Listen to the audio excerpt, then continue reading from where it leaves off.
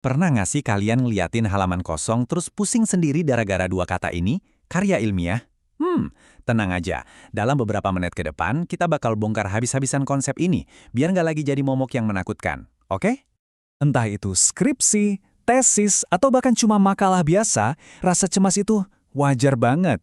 Tapi, saya jamin deh, di akhir penjelasan singkat ini, kalian bakal lihat karya ilmiah itu bukan kayak gunung yang mustahil didaki, tapi lebih kayak, ya, sebuah tantangan seru yang bisa ditaklukkan. Nah, ini dia peta perjalanan kita hari ini. Pertama, kita mulai dari dasarnya dulu. Apa sih karya ilmiah itu? Terus kita akan bedah strukturnya, ya kayak ahli anatomi gitulah. Lanjut, kita lihat berbagai jenisnya. Dan terakhir, kita intip contohnya di dunia nyata. Yuk, langsung aja kita mulai. Oke, kita masuk ke bagian pertama, kita mulai dari yang paling fundamental. Sebenarnya, apa sih yang bikin sebuah tulisan itu jadi ilmiah? Nah, ini dia intinya. Karya ilmiah itu ya jelas bukan postingan blog atau curhatan di buku harian ya. Ada kata-kata kunci di sini yang penting banget. Sistematis, artinya ada rencananya, ada langkah-langkahnya. Terus logis, jadi setiap bagiannya itu nyambung dan masuk akal. Dan yang paling penting, objektif. Artinya berdasarkan fakta, bukan perasaan. Semuanya harus bisa dibuktikan. Dan ini bukan cuma kata saya loh, ada pakar bahasa kita, Pak Broto Wijoyo yang juga bilang begitu. Beliau merangkumnya jadi simpel banget.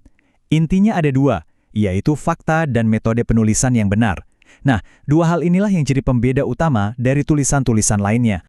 Terus, kenapa kita harus peduli sama semua ini?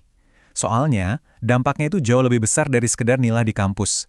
Bayangin deh, ini tuh caranya para ilmuwan di seluruh dunia ngobrol satu sama lain. Lewat sinilah ilmu pengetahuan, teknologi, bahkan seni bisa terus tumbuh. Setiap karya ilmiah itu ibarat satu buah batu bata yang kita susun dalam sejarah peradaban manusia. Keren kan? Jadi fondasi buat peneliti-peneliti di masa depan. Oke, lanjut ya ke bagian kedua.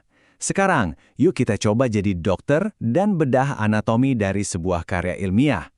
Anggap aja kita lagi lihat blueprint atau cetak biru sebuah bangunan. Jadi sebelum temboknya berdiri, kita udah tahu persis setiap ruangan itu fungsinya buat apa. Jadi gini, setiap karya ilmiah yang bagus itu ngajak kita bertualang.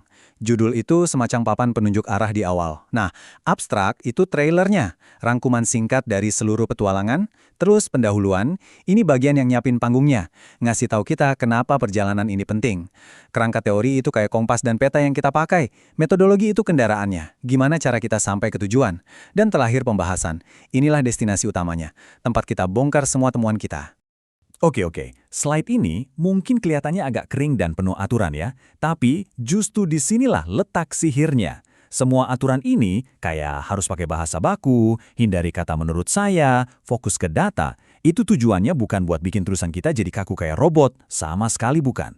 Tujuannya adalah biar fokus kita itu 100% ke bukti dan fakta, bukan ke opini si penulis.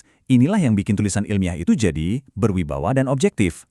Nah, perlu diingat juga nih, gak semua karya ilmiah itu sama. Karya ilmiah itu ibarat payung besar, dan di bawahnya tuh ada banyak banget jenis tulisan dengan bentuk dan ukuran yang beda-beda. Yuk kita lihat beberapa yang paling umum. Tabel ini ngejelasin perbedaannya dengan pas banget. Anggap aja kita lagi naik gunung ya. Skripsi S1 itu kayak kita lagi latihan di jalur pendakian yang udah ada, udah jelas rutenya. Nah, tesis S2 kita mulai lebih berani nih. Kita mulai buka jalur baru, nemuin pemandangan yang beda. Dan disertasi S3. Wah, ini puncaknya. Di sini, kita harus bisa menancapkan bendera di puncak gunung yang belum pernah dijamah orang lain. Benar-benar orisinal. Oke, teorinya cukup. Sekarang, kita lihat gimana semua konsep tadi bekerja di dunia nyata. Kita akan pakai studi kasus yang, wah, ini terkenal banget, sekaligus super kontroversial dalam sejarah psikologi. Ini dia rangkuman singkat dari eksperimen penjara Stanford. Coba perhatikan deh, polanya persis sama seperti yang kita bahas tadi kan? Ada pertanyaannya, gimana situasi bisa memengaruhi perilaku? Ada metodenya, simulasi penjara dengan peran yang diacak. Dan ada kesimpulannya, yang ditarik murni dari hasil pengamatan. Oke, sekarang giliran kalian jadi detektif. Dari ringkasan singkat tadi, menurut kalian, teka-teki utama apa sih yang lagi coba dipecahkan sama Zimbardo? Apa variabel utama yang sebetulnya lagi dia tes? Dan jawabannya adalah D. Kenapa? Simple. Karena Zimbardo tuh nggak peduli soal makanan mereka, tingkat kepintaran mereka, atau bahkan DNA mereka. Inti dari seluruh eksperimen ini cuma satu. buat melihat apakah sebuah situasi yang sangat kuat, yaitu lingkungan penjara dan kekuasaan yang tiba-tiba dikasih ke para penjaga, bisa mengubah total perilaku orang-orang biasa yang tadinya sehat secara mental. Jadi, poin terpentingnya di sini adalah ini. Eksperimen penjara Stanford ini nunjukin siklus ilmiah dengan sempurna. Kita mulai dari satu pertanyaan yang bikin penasaran, terus kita rancang sebuah metode yang jelas buat menguji pertanyaan itu. Dan terakhir, kita sajikan kesimpulan yang murni didasarkan pada bukti yang terkumpul. Pertanyaan, metode, bukti. Nah, itulah jantung dari semua karya tulis ilmiah. Nah, sebagai penutup, saya mau ninggalin kalian dengan satu pertanyaan. Sekarang kalian udah paham blueprint-nya? Kalian sadar kan kalau karya ilmiah itu bukan monster yang menakutkan? Sebaliknya, ini adalah sebuah alat yang super kuat untuk menjelajahi rasa penasaran kalian sendiri. Jadi, bayangin deh, kalau kalian dikasih alat ini dengan sumber daya tanpa batas, pertanyaan besar apa di dunia ini yang paling ingin kalian jawab?